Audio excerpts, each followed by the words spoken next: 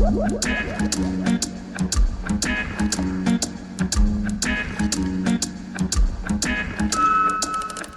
sommes Nina Payen et Camille Georges. Vous écoutez Pause Théâtre, le podcast qui vous dévoile l'envers du décor.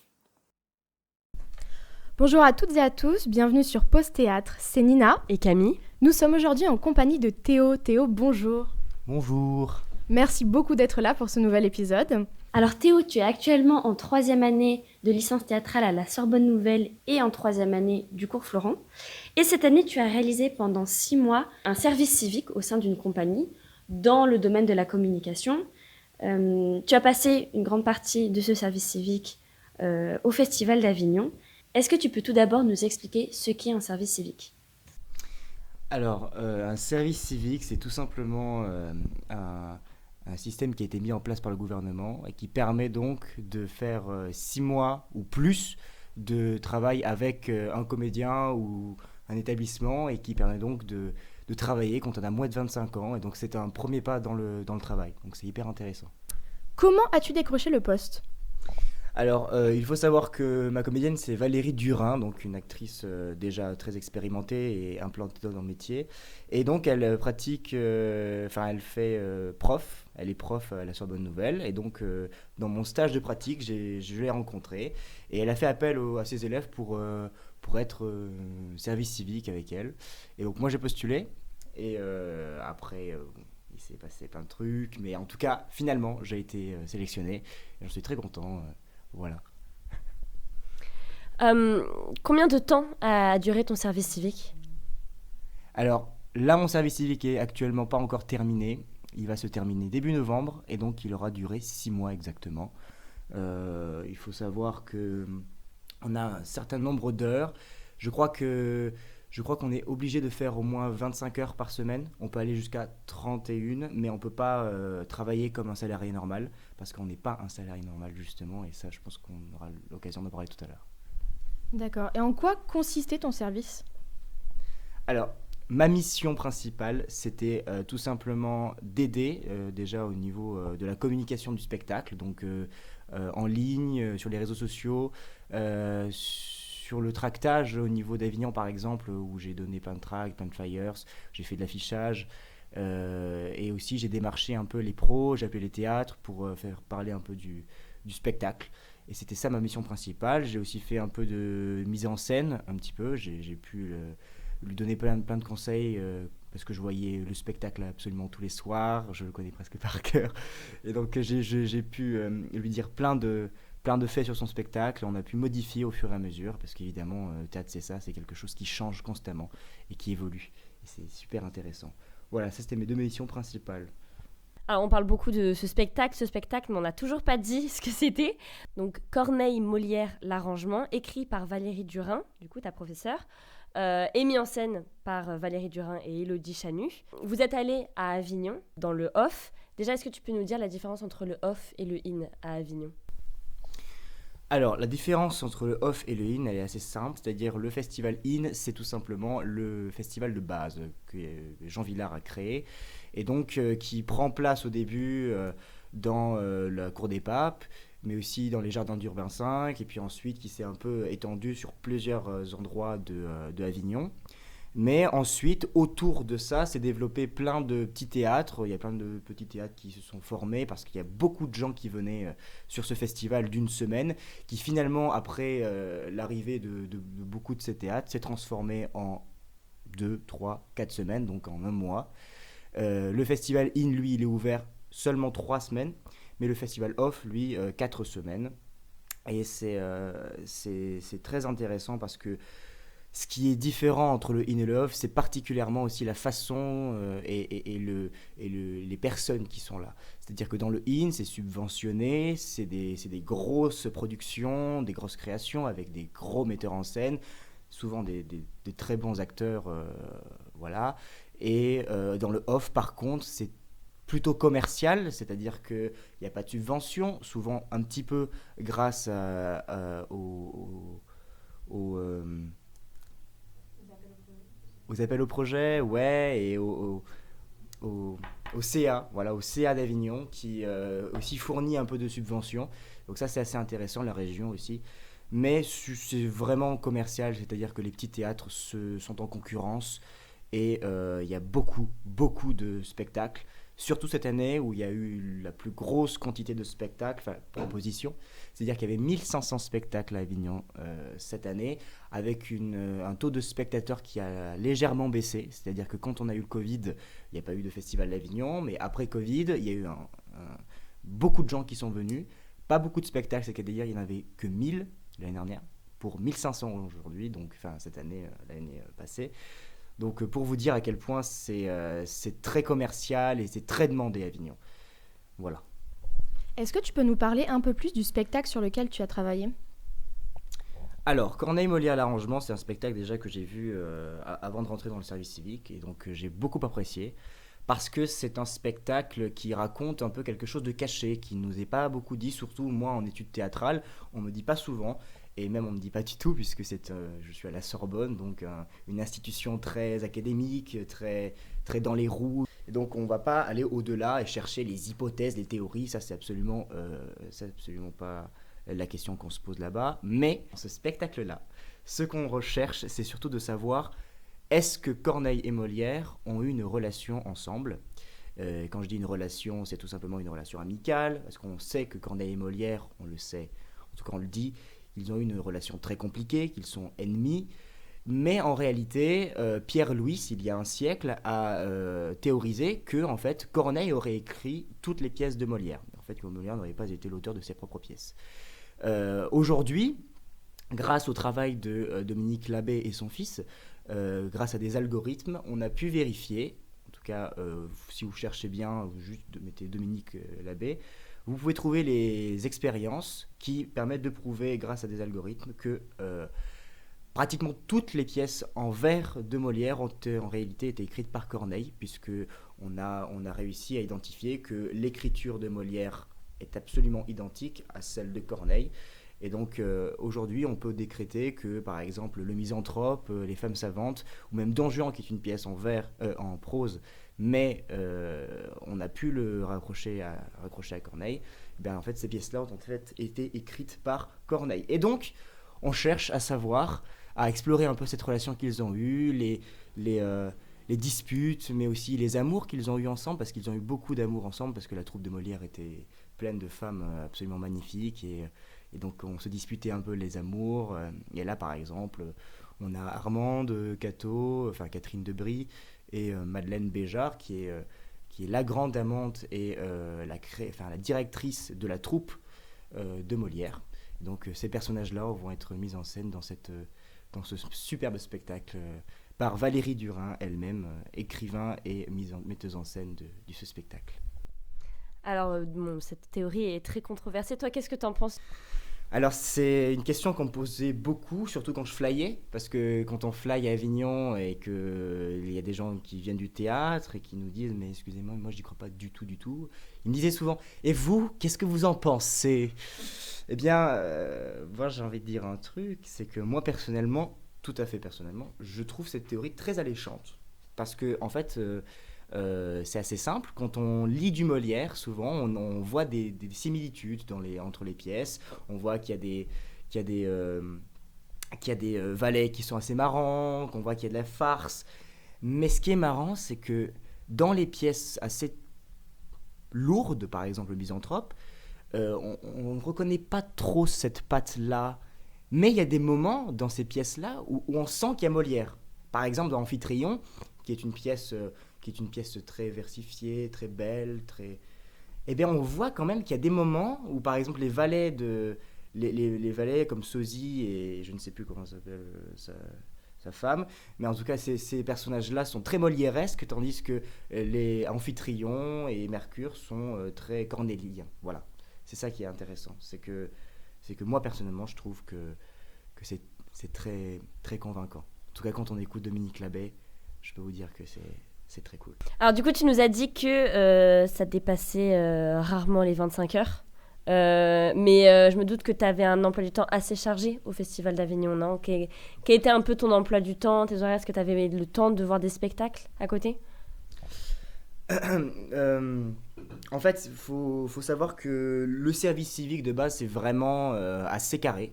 C'est-à-dire qu'avec ces employeurs, on donne des heures, on se dit, toi tu viens là, tu viens là, tu viens là.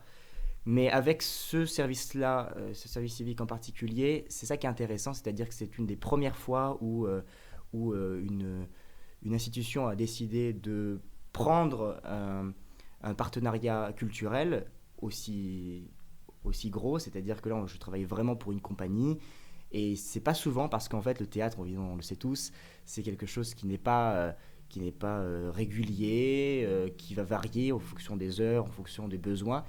Et donc là, c'est en particulier ça qui se passe avec mon service civique, c'est-à-dire que j'ai commencé en mai, je crois que j'ai commencé en mai, et en fait en mai, en avril, finalement, j'ai pas beaucoup travaillé en dehors des appels des pros, tout ça, donc ça fait pas beaucoup d'heures. Mais quand je suis allé à Avignon, par contre, effectivement, j'ai beaucoup travaillé, plus de 8 heures par jour, par semaine, non, 8 heures par jour. Et donc ça fait que c'est beaucoup d'heures, beaucoup de travail. J'ai fait beaucoup de flyage, beaucoup de rencontres. J'ai vu mes propres spectacles aussi, évidemment. Et donc c'est beaucoup de travail pour Avignon. Et en dehors d'Avignon, pas beaucoup de travail, mais finalement ça s'équilibre assez bien. Et donc c'est ça qui est intéressant aussi. C'est ça qui a intéressé la Ligue de l'enseignement de Lyon, puisque c'est avec eux que je travaille. Voilà. Est-ce que tu étais logé avec la compagnie ? Est-ce que tu passais tes journées avec eux en dehors du spectacle et de ton travail ? Alors, à Avignon, je pense que je passais pratiquement toute la journée avec eux, évidemment. Et oui, j'étais logé grâce à la compagnie. Donc là, c'était un appartement que la compagnie avait acheté. Il faut savoir qu'à Avignon, les prix des logements sont absolument faramineux. Pour dire, nous, on avait un logement qui a été multiplié par 10 juste pour les mois de juillet-août. Le gars se fait pas mal de fric, mais n'empêche, c'était un très bel appartement. Donc moi, j'avais mon espace à moi, j'avais de quoi manger. La compagnie s'occupait de toutes les provisions et de tous mes besoins. Donc ça, c'était cool. Et je me doute que tu fais beaucoup de rencontres dans Avignon et hors Avignon, même à Paris. Est-ce que tu as rencontré des gens avec qui tu es toujours en contact ? J'ai rencontré des gens, mais en fait, ce qui est intéressant de voir, c'est que moi, j'ai pas rencontré des gens du IN, par exemple. Parce que c'est là aussi la différence entre le IN et les off. C'est-à-dire qu'on a des publics très, très différents. Dans le IN, on a des publics qui viennent souvent de Paris, qui viennent souvent de grandes villes, des gens assez friqués, qui sont un petit peu imbus d'eux-mêmes, qui sont vraiment en mode on va pas aller voir le off parce que franchement c'est que des pignoufs. Mais dans le off, par contre, on a un autre type de public qui va autant dans le in que dans le off. Alors souvent, il reste dans le off parce que c'est tout un autre monde. Vraiment, c'est vraiment un autre monde. On a des créations, des gens qui font le métier, avec qui on peut parler, des gens ouverts d'esprit, qui du coup n'ont pas beaucoup de moyens, mais qui font avec peu quelque chose de très bien. Alors, je pense que plus tard, on pourra parler des spectacles que j'ai bien aimés, mais vraiment, dans le off, il y a quelque chose de l'exploration, c'est-à-dire qu'on a un gros bouquin, une sorte de bible où on a tout dessus, tout le off, c'est vraiment énorme, tu peux pas aller voir tout ça. Mais il y a des choses, il faut se risquer à Avignon, il faut se risquer à aller voir des spectacles, à se risquer à voir des trucs qui ne nous plaisent pas, pour découvrir des choses qui sont vraiment incroyables, parce qu'il y a des choses vraiment incroyables. Est-ce que tu pourrais nous citer peut-être quelques spectacles que tu as vus à Avignon, qui sont peut-être encore en train de se jouer à Paris, que tu as aimé plus particulièrement ?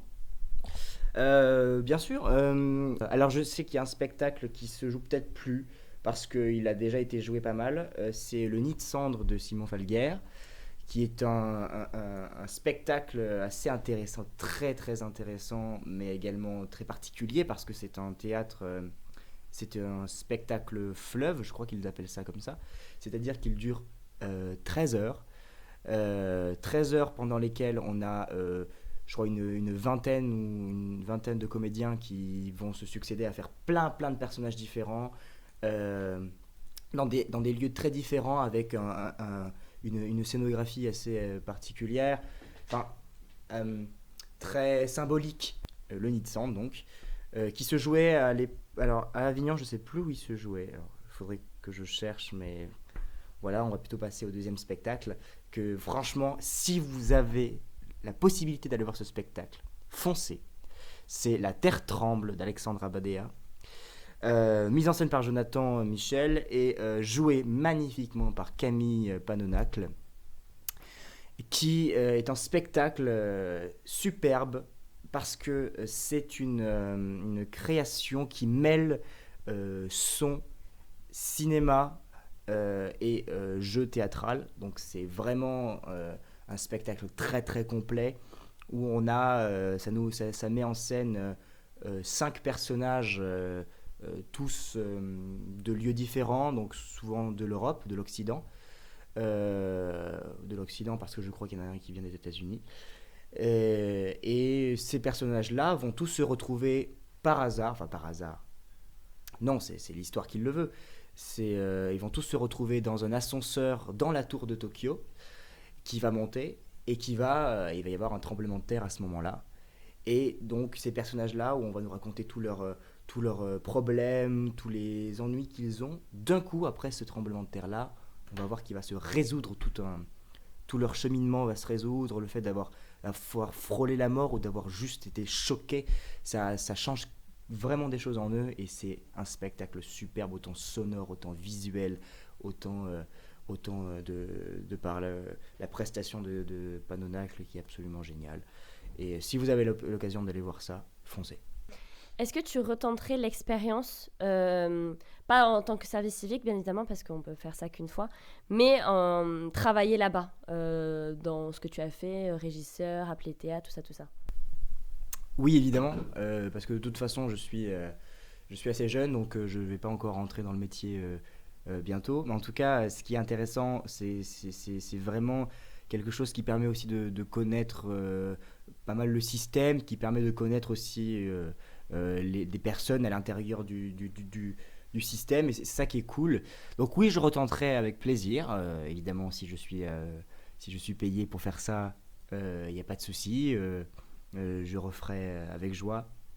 Et travailler avec Valérie Durain, c'était superbe. Donc si l'occasion se représentait, je le ferai avec joie.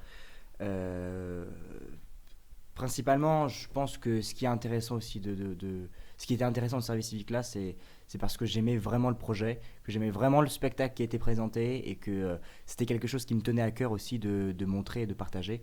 Et donc, je pense que si c'est un spectacle un petit peu comme ça, et même si ça ne l'est pas, mais c'est toujours bien si on est intéressé par ce qu'on fait. Et donc, dans ce domaine-là, oui, je referai ça. Si c'est pas trop indiscret, est-ce que tu peux nous donner le montant de ton salaire ? Alors, il faut faire attention parce que dans le service civique, c'est pas un salaire. Donc, j'ai pas de salaire, j'ai une indemnisation. C'est comme ça qu'on m'a dit que c'était. Ça s'appelle comme ça et ce n'est pas un salaire parce que je ne suis pas salarié. Je suis vraiment un service civique. C'est très particulier. Et donc, oui, je peux vous le donner. Alors, c'est 473 € qui sont versés par l'État pour moi. Donc c'est mon indemnisation. Et 107 € qui est versé directement par la compagnie. Et donc si vous êtes service civique en dehors du théâtre, c'est directement versé par l'employeur. Voilà, donc en gros ça fait 600 € par mois. Donc c'est pas mal, sachant que c'est 6 mois de mission, voire on peut aller plus loin, mais bon, moi c'est 6 mois. Et donc c'est vraiment un truc à faire. Si vous trouvez un bon service civique qui vous intéresse et que vous pouvez faire sans trop vous faire chier, faites-le. Parce que c'est vraiment cool. Autant financièrement, ça apporte du beurre dans les épinards. Et sinon, c'est aussi un très bon moyen d'entrer dans le métier.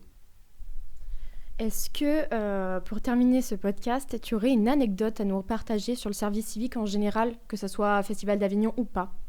Alors oui, une anecdote. En fait, ce qui est intéressant aussi avec ce spectacle, c'était qu'il y avait 3 jours où Dominique Labbé, qui avait donc fait cette expérience, s'est déplacé à Avignon. Donc après le spectacle, il pouvait discuter avec le public. Et donc moi je flyais en mode oui, il y a Dominique Labbé qui vient à ce moment-là, donc venez. Le premier soir où Dominique Labbé est arrivé, il y a un académicien qui est venu au spectacle. Moi, j'étais à la billetterie. Je lui disais « Bonjour monsieur, vous savez qu'il y a Dominique Labbé ce soir ?» Il me dit « Oui, je sais, c'est pour ça que je suis venu. » Bon, très bien. Donc, très sympathique ce monsieur. Il avait sous la main, il avait le livre du spectacle qu'il avait lu, qu'il avait relu. Et il avait un petit bout de papier aussi, comme ça, bien préparé. Il était prêt, devant la porte, prêt à entrer.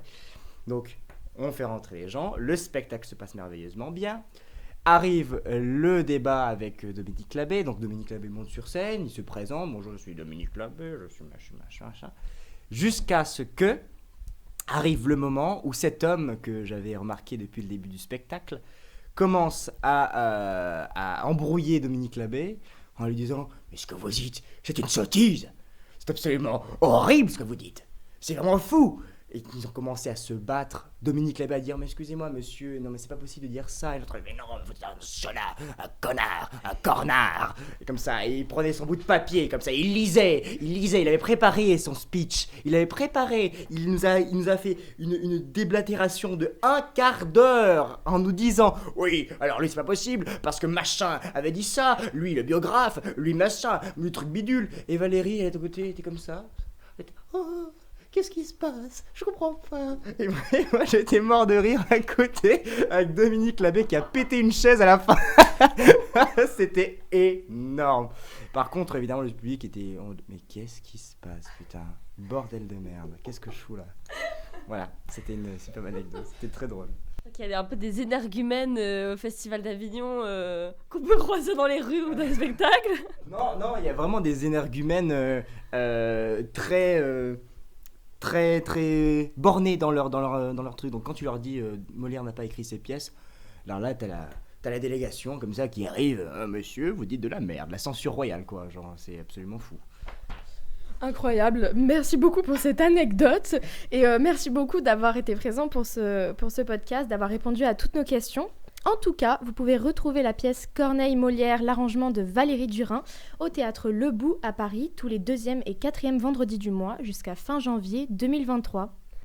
Merci beaucoup Théo. Merci beaucoup à vous. Et puis, on se retrouve la semaine prochaine pour un nouvel épisode de Pause Théâtre.